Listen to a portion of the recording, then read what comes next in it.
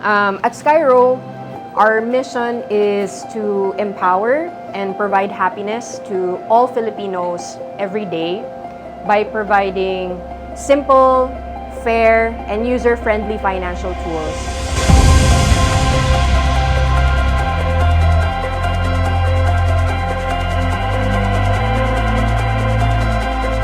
And we really want to just be your ally, the Filipinos' ally, in uplifting their lives. Well, it is very important for students to learn or to attend different financial literacy classes because it will help them to gain knowledge about different financial programs.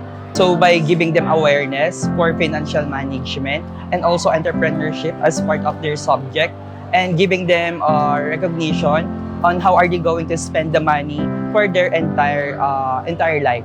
And with the fast-growing emergence of artificial intelligence, this type of financial literacy program will help them not to be scammed in the future.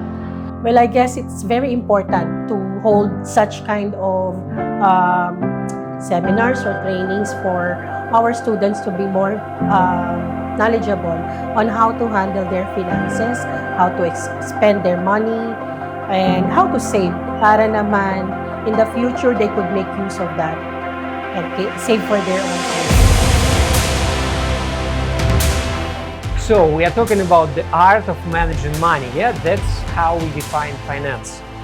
In Skyro, where I'm from, we prefer actually to use simple language. So when we talk about finance, we define it as how people manage money, meaning how they earn, spend, save, and grow.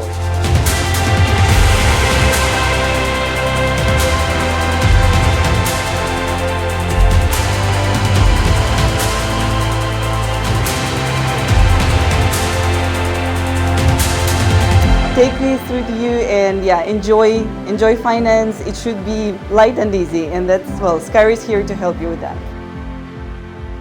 Study something, understand it, and then act on it. The acting part is really necessary element for us to have the financial literacy. And to the Skyro Philippines, thank you po sa pagkakandak ng seminar na ito dahil it is very helpful, and we hope to see you soon in the near future. Thank you!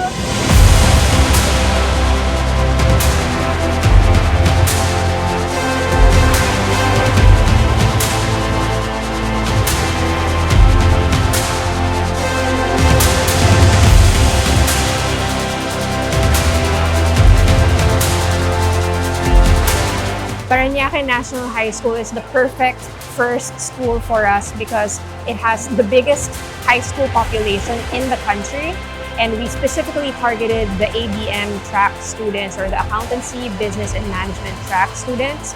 And we think they're the right students, the audience for this program as they graduate and join the workforce and professional life moving forward. Salamat, Skyro!